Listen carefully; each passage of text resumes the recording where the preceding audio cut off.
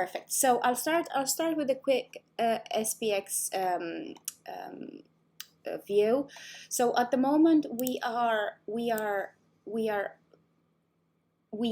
tested the peak formation level, and we tested the peak formation level yesterday. So the stocks went up yesterday, and now we are below that level. So basically we tested it, we got rejected, and unless we get back above it today, I don't see the stocks going anywhere but down. I was listening to the blockchain backer, that's a great analyst, and he was discussing the issue, why isn't Bitcoin doing what the SPX has done? Why isn't Bitcoin following the SPX in this lift? And he was saying that at the moment, because of the fundamentals and the climate, crypto and Bitcoin inclusively won't start following the SPX in their lift until the SPX does a higher high. So until the sort of like the market is flipped around. So when the SPX does a higher high, then we'll see a lift in crypto. At the moment, it's not following it the way we've been expecting it to. So all the daily indicators on the SPX, the daily stochastics and the regular stochastics are in the overbought. So there should be some more movement down. Now this line again is generally where the battle is fought. So there might be another lift, another push down, another lift, another push down, a bit of sideways here at the top, the way we're used to, because this is where they're collecting orders.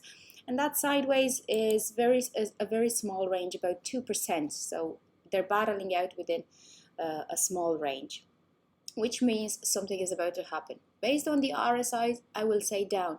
I don't know if we're going to get a small lift before the down, or it's just going to come down. Moving on to Bitcoin, this is the wedge that we've been looking at, and if I change to the daily, it's out. It's been out of it. It's got rejected here at the daily channel, so all the trend lines hold for the down. We're even seeing a nice rounding here.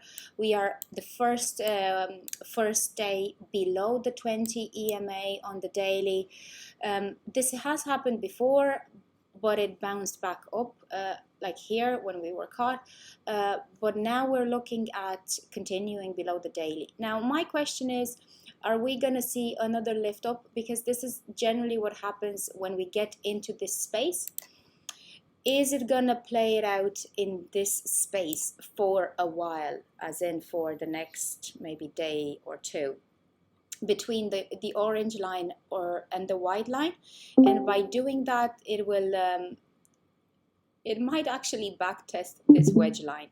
So if I am looking at this wedge and I'm seeing it for what it is in terms of the ascending wedge, I'd say there might be a backtest, but in my experience, this comes down very strong, and this might be the final chance to get some money out of this lift, and then either buy back in here, or if it breaks this long-term ascending channel, we're looking at a deeper target of 16,000 for Bitcoin. So just to summarize my daily idea before I get into finer levels, we might see a backtest of the wedge. We might see a backtest of this line at 24,000. That might be a small lift, but if we close today as well below the 20 EMA on the daily for Bitcoin, I think that we have a change of trend, and we are looking for more shorts rather than longs. So the trend definitely changes. My perception of the trend changes because we've changed our position with reference to the 20 EMA. So I will be favoring the lows. But I do expect a little bit of a reversal today because we've had 1, 2, 3, 4 days of down, and now a little bit of up and then more down. So that's the big picture daily perspective, because if I switch to the smaller time frames, it's just horrible. It's just sideways within a small range. It's sideways within I'm gonna take this 2%. It's sideways within 2%. So and it's relatively volatile. So it goes up a little bit fast and then down a little bit fast. So crazy. But pattern wise, I can see a diamond here. Bitcoin loves its diamond formations. It's a bit of a wonky diamond. I'll place it like this. Diamonds are for reversals, and that's why I'm saying I was telling Lee that I got into a short yesterday, but when the same candle that when the first candle that broke the 23.6, which was here, the same candle that broke, where was I'll switch to the 15 minutes so that you see the case study that I'm talking about. Here are the two candles. Here are the two candles. So this red candle broke the level that I expected it to. This candle retraced back. I said, no, this is suspicious. I left that short. I closed the short and I went into a long because I said, okay, this is a sign for reversal. I've been in a long for all this time. Not a great loss because the range has been very, very small. 15%, 20% max. But now I'm looking for a reversal up to the 15-minute 200. I think is a too small a target for this diamond. I believe we should come up to at least 23.3, 23.4. I have my target at 24,300. I moved it this morning because the longer this consolidation goes on, the bigger the chances for a nice lift. I have a stop loss put in for my long because and the stop loss is at 23,150 below this wick, because if it goes down and breaks this, it's gonna come down, and I'm not staying. I don't want to stay in for all this fight. I actually want to go with it. I'm willing to risk. It's 21%. I'm willing to risk 21% for to get out of that trade rather than stay in. But at the moment, it looks like the diamond has been broken to the upside. We'll see if this wonky diamond plays out. I have seen them play out more often than not, but I've also seen them fail. Again, I wish I had a crystal ball to tell you guys what's going to happen for sure. Now, on the 4 hour, we have the 20 crossing over the 55, which is not a good sign. It's not a good sign. It's look what happened here when this happened. It generally. I had this calculated a while back.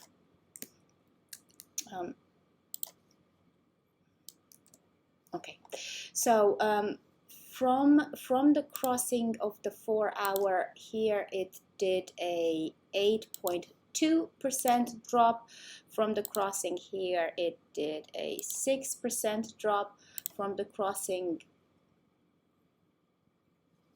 this one was massive. This was another leg down, and this one was 42% drop. So this would be the length of the whole leg down.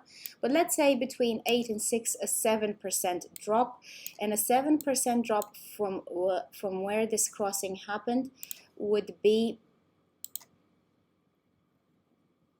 yes, a 22.1. 22.1 conservatively. I have 22.6 as the next target, and the level has been broken.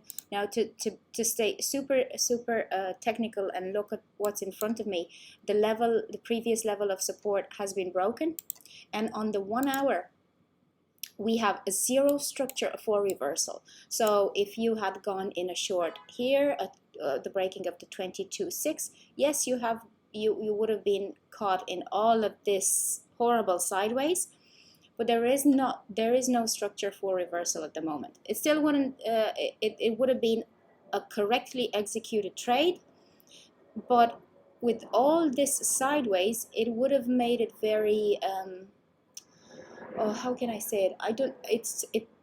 You would have had to wait a long time for your target to be met. But at the moment, if you're in a short, there is no structure for reversal. If we do hold the 20 on the 1 hour, then I would take my money and get out, because we're looking at a slight reversal to the upside. The 15-minute at the moment has broken the 55, which it hasn't for a long time, and it is holding it. So at the moment we might get our entry signal for the long on the 15-minute, but we still need to wait for this candle to close. So if this candle closes above the 55 on the 15-minute,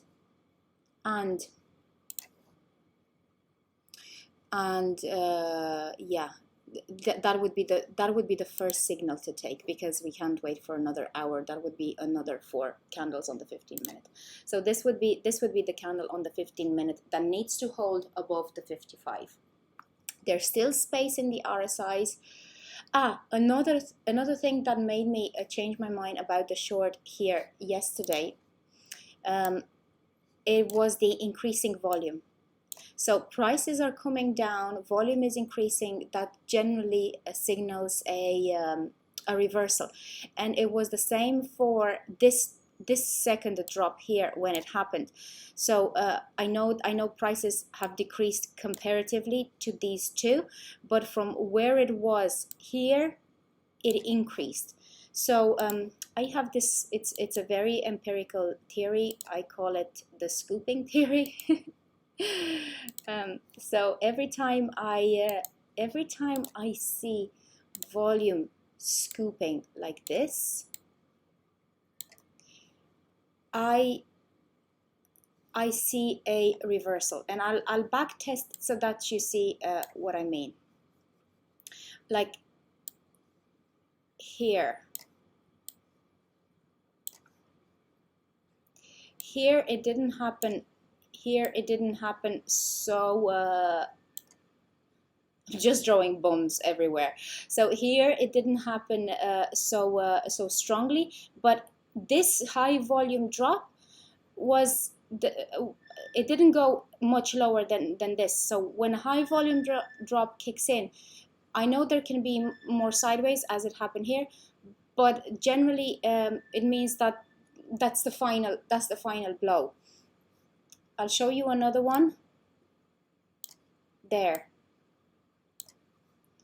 and I believe even this bit here. So you can see volume is coming up, price is scooping up.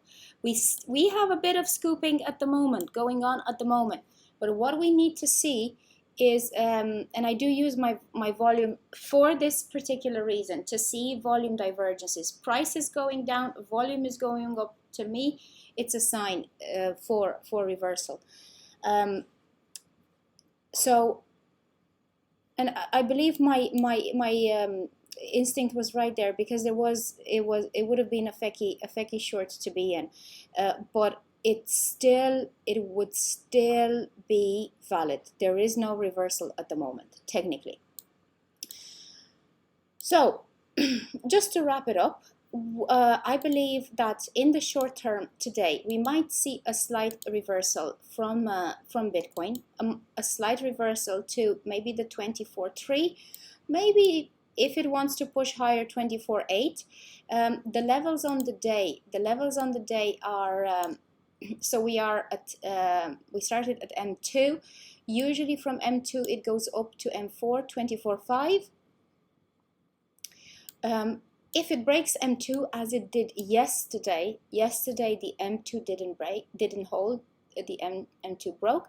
If it breaks M2, then M0 is the level, 21,922K. So that's why I put in a stop loss, because I don't want to see this come down and I have to DCA, and it would be horrible. And in a change of trend here, I would be trading against the trend, and it would be terrible. So that's in the gist of where I see it going today. So I see it doing a little lift to backtest the daily channels and maybe the daily wedges, and then if we close above, if we close below the 20 EMA on the daily, we will continue the downtrend, and we will continue the downtrend in a fast and furious way. This will not give too much thinking time. So that's my idea of where it is at the moment. I'm watching for my long to keep it open.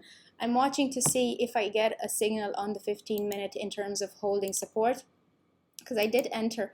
I entered very, very quickly yesterday. But if we do have this signal on the 15-minute, it'll give me confidence to keep the long open up until 24.3. I'm not going up for 24.5. 24.3 is enough, and I'll get out and then see what's going to happen from there. Now, Ethereum is in a similar situation on the daily. So if I had some Ethereum right now, I would be looking to maybe take some profits from this, because it's threatening to get back into this descending channel, and it's not only getting back into this descending channel, it's in my opinion threatening to do what it did here. So testing the overflow area, and it would be very regular and very, how can I say, organized of Ethereum to do it. Just a second, I need to take a sip of coffee. So, but now it is on the overflow line of this descending channel. So another leg down would be horrible, 810. Horrible, but at the same time wonderful. If you take your profits here and then buy back in at 810, you would be making about 2.4% of your money back. So it would be a great opportunity. Now everybody's talking about a relief rally, so nothing at the moment. It's not guaranteed that this is going to come down. Ethereum is in a much more sustainable situation to be in than Bitcoin, because it's still holding the 20 EMA on the daily. So not only is it holding it, so you will have time to make a decision the way you had time here and here as well. So you have the 20 EMA and then the 55 EMA on the daily. So it'll first have to come back and test the 20 EMA. It'll probably sit there for a couple of days doing a small sideways and then come down to the 55. So there are levels for you to make a decision. But personally, if it comes below the 20 EMA on the daily, that means the sentiment changes, the trend to my mind changes, and we're looking more to the downside than the upside. At the moment, it's right on the line, like it cannot get any closer. Now, what I'm looking at also is this is the way the momentum dropped on the daily. It dropped very fast. So compared to the small drop here and the drop in momentum, I again, it's something suspicious. I can't interpret it at the moment, but I am looking at it as in something is about to happen. The RSI is still above the midline, which is very healthy, a very healthy place to be in. So Ethereum looks a little bit more stable on the day. On the 4 hour though, on the 4-hour, it has fallen out from this wedge. Let me just hide the indicators. Yes, because I want you to see the wedge clearly. And I want you to see how beautifully textbook this drop is, as is. I know there's a lot of sideways, but this would be a great 4-hour. This would be a great 4-hour trade to make. And I am very conservative. I'm taking the part towards the end because of how neatly this has consolidated. So not only the midline. The 1400 level, Ethereum has a psychological level at 1350. There it is. So this would be an amazing trade to make on the way down, but it would require a lot of patience until it gets through this stage. Now, here we have similar to Bitcoin, two options. It could make our lives a lot better and a lot more beautiful if it just continued to drop. That would be awesome. Or, because today is reversal Thursday, and there's a midweek reversal in stocks, midweek reversal in crypto. They're slightly different on Wednesday for stocks, Thursday for crypto. But what's going on right now is not really regular. So there is a day every week when things go the other way, because the price action needs a breather. What I might imagine, just to get our heads wrecked, it might get a little bit up to the bottom line of the wedge, maybe get into it and do a little bit of movement here, and then start heading down. And this would get, again, everybody thinking. This would get everybody thinking, oh, it's going back into the wedge, going for the 2100, which it might. So there needs, how can I say, I would be playing both positions here with a small starting capital, because it would be great to start a small long-term short here in Ethereum and just let it run. And then if it does get back into this wedge, the rule says it will come for the top line, and it will come for the top line quite quickly. So the way it happened here,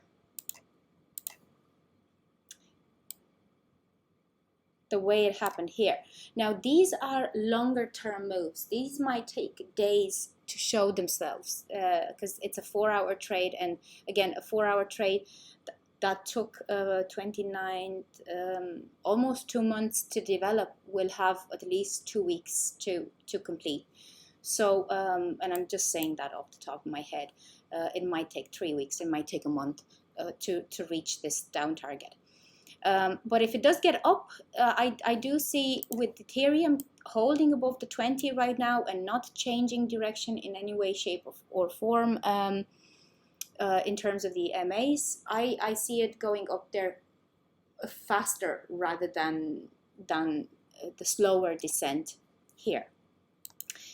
So that's where I see it. That's what I see Ethereum doing today. If I am to go on the daily levels, we can see that it's tested back the 1845. Like, I love how everything is so on the edge this morning. It's the algorithms are keeping it super tight.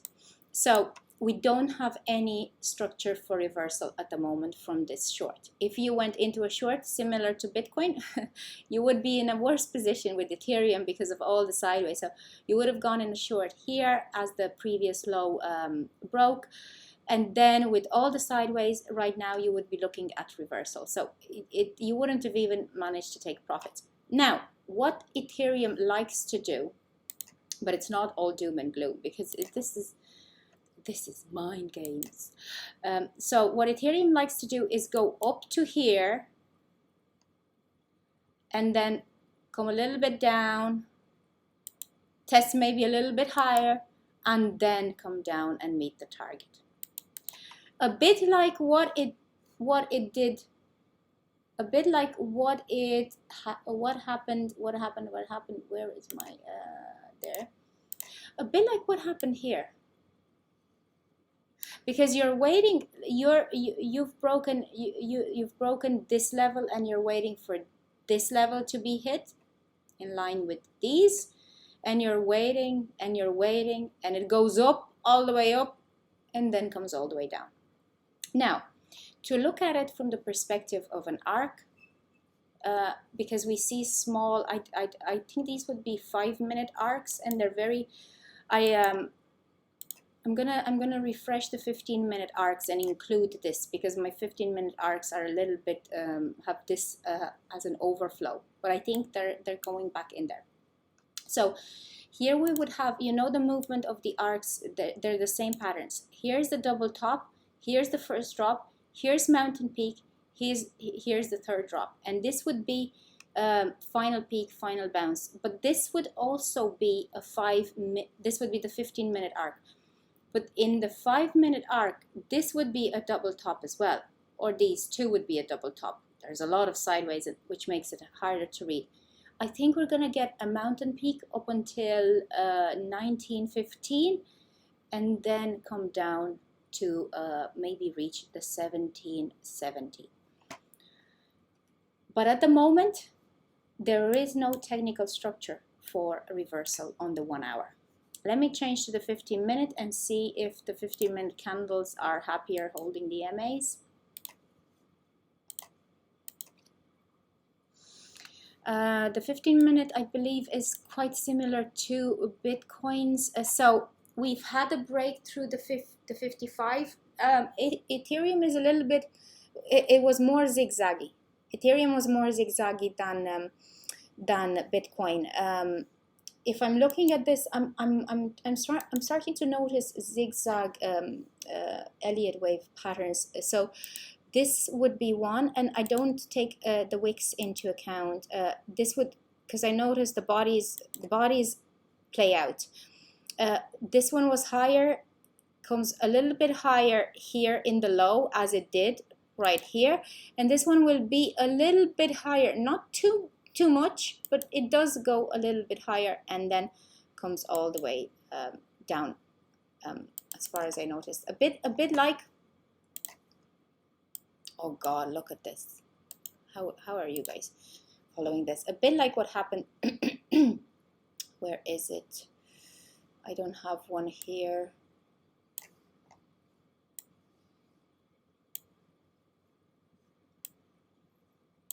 Ethereum seems to be placing the bigger wave in front of the smaller wave. So there's a 1 wave, there's 2 waves, 3 waves, and then down. Here, big wave, 3 wave, down. And again, I'm just noticing the patterns of the price action, because there's so much sideways at the moment. These are my two. These the way price action is met is my most reliable indicator. The way the previous bottoms or the previous peaks are met is my most reliable indicator.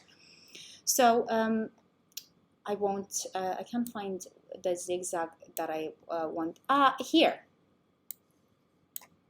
Here is a perfect example of the zigzag that I was telling you about. It's sort of like a pattern that my eyes are starting to be trained in. So a small wave up, small wave, again, higher, and then lower. And now I can see another one. But again, in typical Ethereum fashion, the zigzag, these Elliott wave Ethereum zigzags are slightly, this one goes up. I think that's why it's different, and I don't believe that's the same. I'll take it back. But this one is what I mean. They go over each other, these waves. These zigzags go over each other. They don't follow the typical 1, 2, 3, 4, 5, where the 4 cannot go above 1. They don't follow that rule. They're zigzagging. Or they can also be within wedges and channels, and that's the easier way to map them out, rather than keep count of where they are.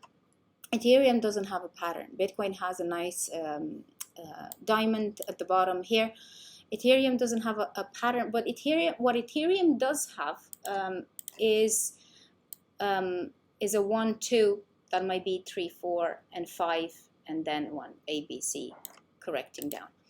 So it does have a higher low, and it does look like it's setting up for a double bottom reversal. But we do need to see 2 candles closing above the 55. It's tried it here and it didn't hold. Here again it was a good try. Here it's trying a 3rd time, which is again 3 steps ahead of Bitcoin. But that's also because momentum in Ethereum is slightly different. It is above the 20 on the daily, and it's been keeping there. Okay, super. So that's what I wanted to tell you guys today. I will be posting this in a clearer version on the chats after I'm done. And be careful trading now. So you can wait for confirmation, but the percentages are really small either way. When you wait for confirmation, when you go in, be careful and use stop losses where you are right now, because especially if you're going long, if you're going against the trend on Bitcoin, use stop losses to prevent losses. I know even if you might be losing in tonight's post trade analysis, I've recorded all my trades with the profits and the losses that I took, because I wanted to give you an overall of how a week goes. So even if you have to take some losses at times, they're worth taking, because there will come better trades where you'll make them back. But take smaller losses, of course. I mean, don't put a 60% stop loss or a 70% stop loss, because that's harder to make. But a 20% stop loss, you'll make it back when the trade gives you, let's say, a 4% move and a 40% profit. But the point that I'm trying to make is caution. Be cautious about how you're trading. So, do you guys have any questions about today?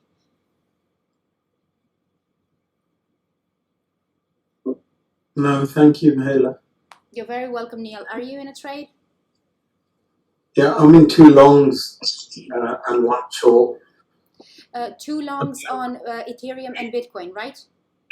I'm in a long on Bitcoin, Okay. a long Solana, Okay. and I got a hedge trade against CHZ. What's just in case. CHZ? So I got a hedge against if something. Okay. But I got really tight stop losses on the longs. Well, zip mate, what you can do, like a bit of sunshine, a bit of warmth. Yeah. Oh, sorry. No worries. I was on. Very. I was about to tell Neil. Very good that you have stop losses on your longs, because Bitcoin is going against the trend at the moment. So it is below the 20 EMA. So it's good to have that stop loss in. Yeah, I was just going to ask before I started talking. Somebody I saw. Apologies. No worries. So the 15 minutes just confirmed, but the 1 hour, 5 minute, and 50 stochastics all look like they're overbought. So do you think that we might get like a little tiny pump up to like one of the longer MAs on the 15 and then reversal? It just looked a little bit promiscuous to me. It does look promiscuously, absolutely. No, do you know what? I wouldn't wait for longer confirmation, because the trade is a small one. Like I would take this 15-minute confirmation, but I would put half of my position or maybe a third of my position in, and then watch it. Put a stop loss in below this. So if you go in with a third of your position and put a 20% stop loss, you're only, you would only be losing a third of that 20%, because you're not losing the whole position. But then when you see the confirmation on the 1 hour, when you see the 1 hour holding above the 20, that's when I would put in the second third, or maybe 2/3 of that position. So I see, yeah, I get you. I would secure an entry as early as possible. I would put the stop loss in. I would put the take profit in. Sometimes this week it's happened once to me. I didn't even have time to put in the second part of my position because the XRP just shot up and met my target. So I was like, oh, it's only over my position, but it's still safer. It's still safer. So I would secure the entry and then on confirmation put the rest of the position in. And a third of the position, I'd say, is the most conservative way to do it right now. Brilliant. Thank you very kindly. You're very welcome. Now let me know how it goes. I'm happy Will to. do. Very good. I'm happy to hear that it's not gone that badly, because this is a stage in the market where heads get very wrecked. Heads get very wrecked, and it's very intense trading right now. It is the calm before the storm, so we need to be prepared for the big move when it happens. It's good though. I think having your heads in the charts at this point, and I kind of not being emotionally invested in it, you can kind of keep some kind of logic and watch what it's been, so that you can learn quite a bit from it. I think thinking, oh, it's going to move in a minute, and then it doesn't move. Absolutely. And so when it does eventually move, you'll be able to see what the indicators were doing, what the MAs were doing, and I think for future reference. Yeah, Lee, that's exactly it. Like I was talking to Roy, because this would be a period where we would step back, because in the past we had this is where we would get tired mentally from trying to follow it. But now with experience and seeing all the indicators play out and candles play out and formations play out and the structure play out, we were able to make very good gains this week in terms of trading this up and down. And this trading up and down, the way I showed it to you on Thursday last week, this trading up and down it's like sprint after sprint after sprint. So it requires a lot of attention, and that attention will help you notice things at a finer level in the future. It's great training. It's good to keep the head in the charts now.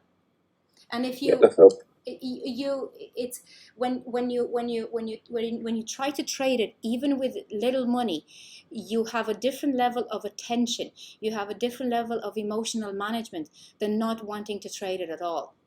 Because when you might be watching the charts, but if your money's not in the game, you're like, oh, okay, yeah, I was right here, I wasn't right here. But when the money is in the game and you're looking for, okay, where do I put my next level of my position? Where do I get my confirmation here? It's so refined, and that's gonna be great when the bigger moves happen, because the same thing will happen, but in a bigger way. Anyways, super. I will see you guys. Hey JD, I'll see you guys. Who else is here? Eider. Hey Eider. Hey Eider. Hey JD. I wish you guys a great day. Hey. Good evening, Australia. And I'll see you guys tonight in the post-trade analysis. We're looking at how this week went. I will record it, so don't worry, you'll see it on the channel. And I'll give you a very realistic view of my gains and my gains and my losses this week, and the number of trades that I made, just for you to think about, what a full-time trader, how a full-time trader trades now, the 15-minute swings and the gains that can be made at 10x. So I'll see you tonight. Have a great day, and let me know on the chat if you have any questions. Trade with a stop loss now. Final message. I'll see you later.